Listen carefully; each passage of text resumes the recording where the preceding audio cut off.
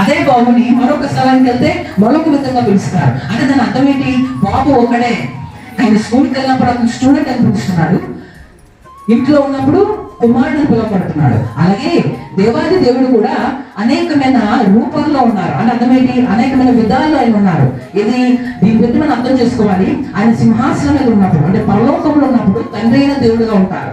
భూమిపైకి వచ్చినప్పుడేమో మనిషి రూపంలో, కుమారుడు రూపంలో వచ్చారు. ఇప్పుడు మనందరి మధ్యన సంచరిస్తున్నారు పరిశుద్ధాత్మ రూపంలో. హల్లెలూయా. అంటే దేవుడు ఒకలే కానీ ఆయన 3 విధాలుగా పనిచేస్తారు. పరలోకములేమో రాజులకు రాజుగా ఉంటారు, భూమిపైకి వచ్చినప్పుడు ఏమో మనిషి కుమారుడు రూపంలో వచ్చారు. ఇప్పుడు మన మధ్యన ఎలా సంచరిస్తున్నారు?